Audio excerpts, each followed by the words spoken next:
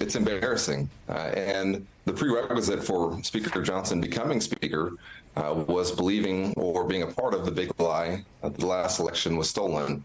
And, to me, what we're seeing is, as you said, folks having to feel like they have to go to the former president to have some kind of legitimacy.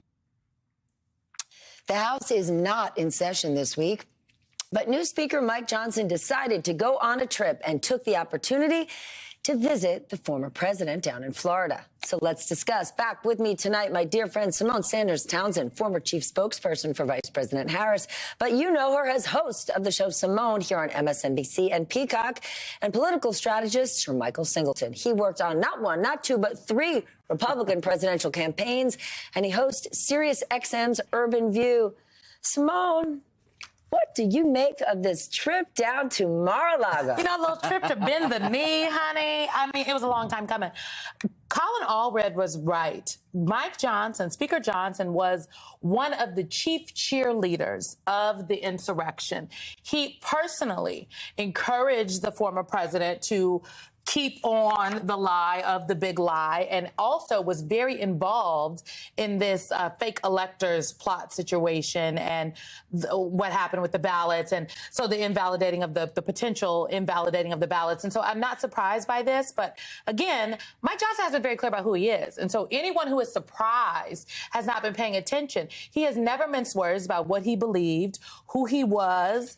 Yes, but then he wasn't Speaker. Right? He was just an individual congressperson with a plan, a point of view, and an agenda. So now he goes down to Florida. Clearly, he wants to have Donald Trump in his corner. But here's the problem. He's Speaker of the House. He needs to run the show.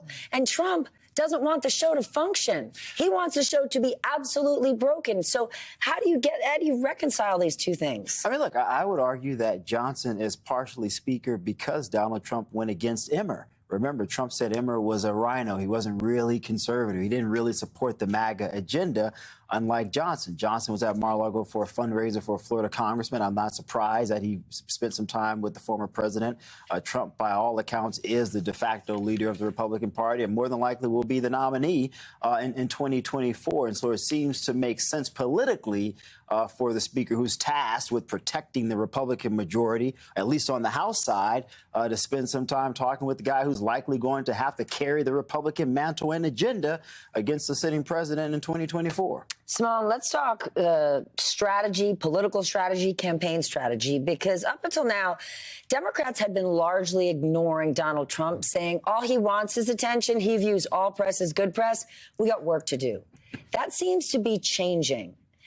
Do you agree with that strategy that they need to be reminding the American people, especially with all that's going on in the world, what a Trump presidency would look like and the risks associated? Absolutely. I do not think that they need to draw attention to the indictments, right? Because they're going to happen all on their own. Literally. Okay. I watched TV today. I saw it all over the television and heard it on my Sirius XM.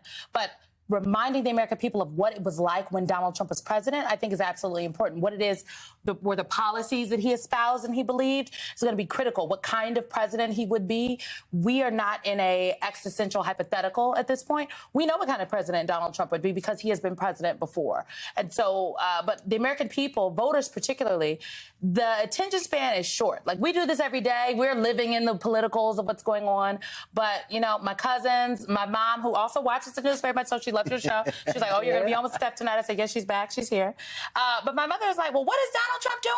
So it is important that Democrats remind folks not only what Donald Trump has done, but what he said he would do. He has talked about jailing his political opponents. He's talked about prosecuting them. He's talked about instituting martial law at the border. These are things that he said he would do in his second term. And this time, Donald Trump is not someone that has never been there before. He knows the lay of the land. He knows how the things work. And I think that this could be an even more dangerous presidency. So Democrats have to do that, plus talk about what Joe Biden and Kamala Harris will do as well. And are doing now. Sir Michael, these campaign promises that Donald Trump are making are not the campaign promises you worked on with three Republican presidents. This is not about entitlement reform. Is this what Ben Carson was going to do? Health care. This is something very different. More and more people are ringing the alarm about Trump's authoritarian tendencies. I just want to share with you for a moment a bit of what Rachel Maddow shared with us last night. Watch this. You don't just bumble into, proposing all of the same things that authoritarians all over the world are proposing. I mean, calling the press the enemy of the people, calling your internal enemies vermin, blaming a secret cabal, the swamp, or whatever it is, as some, hidden elite that the real people of the country need protecting for. I mean, every authoritarian everywhere in the world speaks this same language and proposes and promises all of these same things, and he just speaks it fluently. And I believe that it's so consistent, it can't be that he's improvising. What do you think? It's interesting because I spent a little time today going back past couple years to look at articles that talked about this idea of authoritarianism and Donald Trump.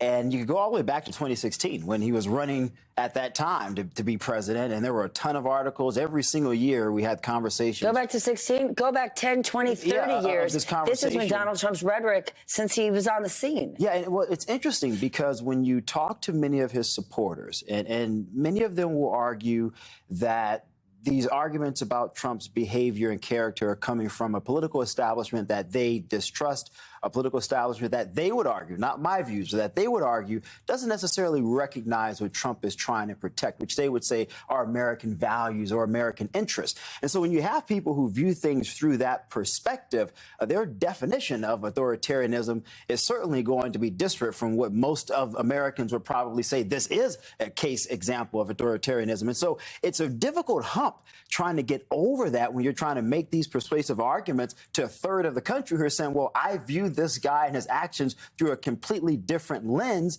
than you. Okay, but you've got some prominent conservative lawyers right now urging their peers to stand against Trump, defend democracy. Is it going to matter? Because in theory, you're going, wow, this is strong. But I also remember 4 years of Trump. We had all sorts of letters from all sorts of national security experts, former members of the military. And what happened to those things? Didn't make a difference. People blew their nose with those with those letters and threw them out. I think yes, it makes a difference and it's important, but also it might not make a difference for history and it might not make a difference to the voters. But to be very clear, sometimes what we're talking about is public opinion, right? Public opinion of the Republican Party electorate and maybe the voters writ large across the country. And sometimes the public opinion, i.e. what the voters and the people believe, is not correct. Okay, if you look at the Gallup polls immediately in the 2 weeks after the assassination of Dr. King, the majority of people polled said that Dr. King brought his assassination upon himself. Okay, they were wrong, right? But if we were listening to the public opinion and the polls, we would think something very differently. So I would just argue that there's one with what is seeping through to the electorate, right, into the American people, and how they are perceiving what is happening, that is coming across in public opinion and polling and what they're saying when, our colleagues are out there talking to them on the campaign trail. And then there's what is right. And what is factual and what is actual. And that is what Rachel, the conversation y'all had last night was absolutely amazing. I was glued to the television. And that's what you all were talking about. And regardless of whether the Republican Party-based electorate understands the authoritarianism or the fascism or not, whether they view that's what it is, we have to be very clear about what is happening here. And when you have a candidate, a leading candidate for president, calling people vermin, when you have a leading candidate for president openly talking about jailing and rounding up and locking up his opponents, you gotta call it out for what it is. You gotta call it out for what it is and be very clear, because we don't want to look back and say, oh, well, perhaps we didn't get it. We didn't see it coming. We saw it. It's whether you decided to pay attention or not.